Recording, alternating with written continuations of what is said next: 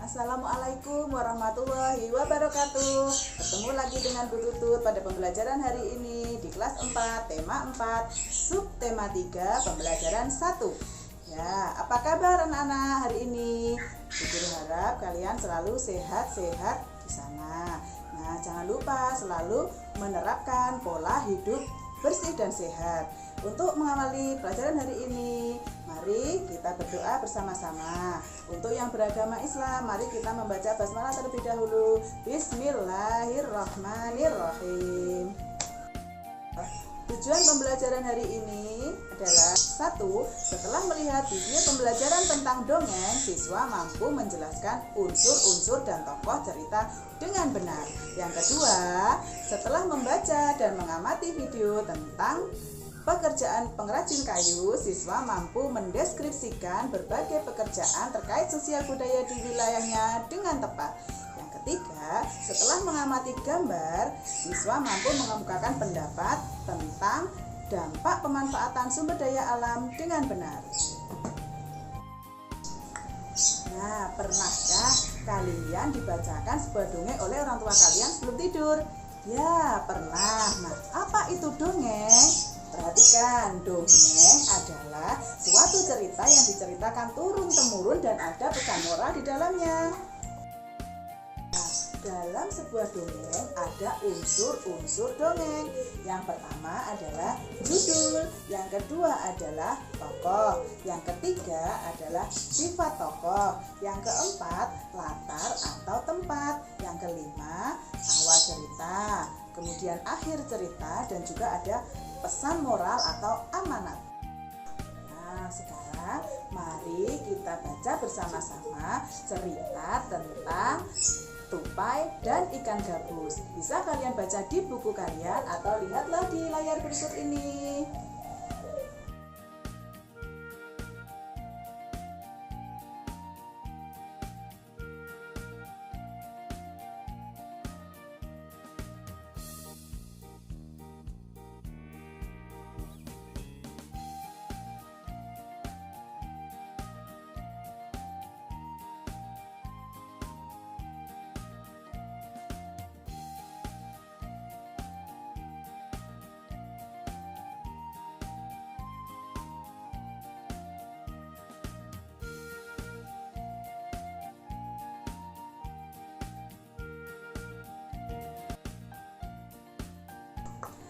Nah, setelah membaca cerita tupai dan ikan gabus tadi, coba kalian jelaskan unsur-unsur yang ada dalam cerita atau dongeng tadi dan tuliskan di buku tulismu, kemudian kumpulkan ke Google Classroom kita.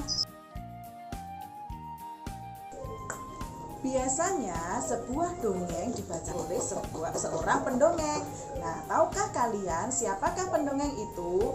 Pendongeng adalah seseorang yang pekerjaannya membacakan sebuah dongeng pada anak-anak. Saat bercerita, biasanya pendongeng menggunakan wayang yang terbuat dari kayu. Nah, wayang tersebut dibuat oleh pengrajin kayu. Nah, sekarang mari kita bersama-sama mencari tahu tentang berbagai pekerjaan yang ada di sekitar kita. Pertama adalah pekerjaan yang menghasilkan barang. Contohnya yang pertama adalah, ya betul, ada petani. Apalagi anak-anak? Ya, ada tukang kayu. Seperti tadi yang menghasilkan wayang dari kayu. Apalagi anak-anak? Oh iya betul, nelayan menghasilkan ikan. Apalagi ya? Oh iya, penjahit yang membuat baju kita yang kita pakai sehari-hari. Yang kedua adalah pekerjaan yang menghasilkan jasa. Apa contohnya anak-anak? Oh iya betul, dokter. Apalagi? Oh iya betul, polisi. Apalagi anak-anak? Oh bagus, tukang cukur ya. Hebat kalian. Nah, setelah tadi kita mengetahui berbagai pekerjaan di sekitar kita, nah sekarang mari kita baca teks tentang pekerjaan ayahku.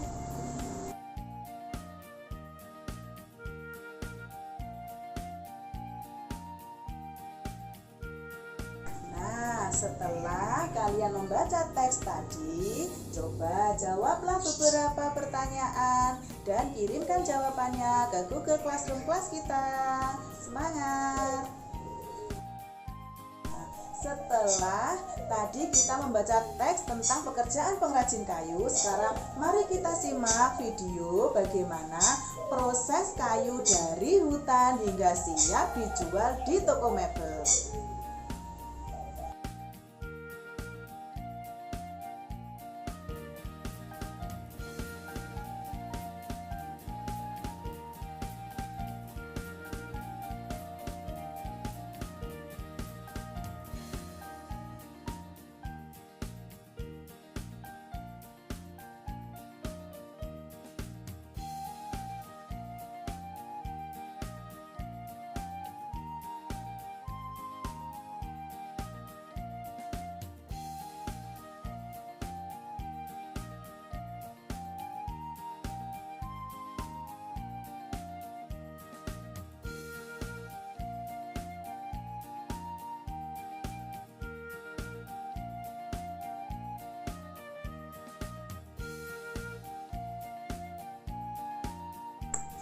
Setelah tadi kalian melihat video proses pengambilan kayu dari hutan hingga sampai siap dijual di toko mebel, nah sekarang kalian jawab pertanyaan-pertanyaan di samping ini ya. Pertanyaan ini bisa kalian akses pada lembar LKPD di link Google Form yang dapat kalian buka pada deskripsi video ini ya. Nah, salah satu hutan yang diambil kayunya adalah hutan di daerah Kalimantan. Padahal dulunya Kalimantan adalah hutan yang merupakan paru-paru dunia. Nah, sekarang kalian perhatikan bagaimana kondisi hutan di Kalimantan dari tahun ke tahun. Nah, setelah kalian tadi melihat gambar tentang perkembangan hutan yang ada di Kalimantan, coba sekarang kalian isilah diagram yang ada di samping ini. Bagaimana perkembangan pohon-pohon yang ada di hutan Kalimantan dari tahun ke tahun.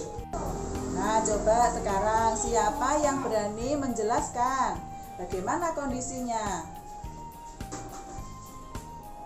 Ya, betul, hebat kamu bisa menjelaskan bagaimana kondisi pohon yang ada di hutan Kalimantan dari tahun ke tahun. Ya, memang jumlah pohon dari tahun ke tahun jumlahnya semakin berkurang. Nah, apa yang terjadi jika pohon-pohon tersebut ditebangi secara besar-besaran? Ya, betul sekali. Akan terjadi apa anak-anak? Akan terjadi kekeringan. Oke, apalagi ya? Akan terjadi tanah longsor. Betul. Apalagi anak-anak? Iya, akan terjadi banjir bandang. Nah, pandai sekali. Benar sekali jawaban kalian. Sip. Nah, setelah tadi kita mengetahui dampak buruknya ketika pohon-pohon ditebangi, maka apa yang harus kita lakukan agar hal tersebut tidak terjadi? Ayo, siapa yang bisa? Ya, betul, melakukan reboisasi atau penanaman hutan kembali. Apalagi? Nah, yang berikutnya apa ya? Oh ya, oke, melakukan tebang pilih, tidak sembarangan untuk menebang pohon. Pintar anak-anak. Nah, itu tadi kita sudah belajar tentang bagaimana cara melestarikan hutan. Sekarang guru mau tanya, apa yang sudah kalian pelajari hari ini? Yang pertama kita tadi sudah mempelajari tentang unsur-unsur yang ada dalam dongeng. Ya, yang kedua tadi kita sudah belajar tentang berbagai pekerjaan yang ada di lingkungan sekitar kita yang berhubungan dengan sumber daya alam. Nah, anak-anak, sekian pembelajaran pada hari ini. Tetap semangat. Terima kasih sudah mengikuti dengan baik. Tetap semangat, tetap sehat ya. Sampai jumpa lagi. Assalamualaikum warahmatullahi wabarakatuh.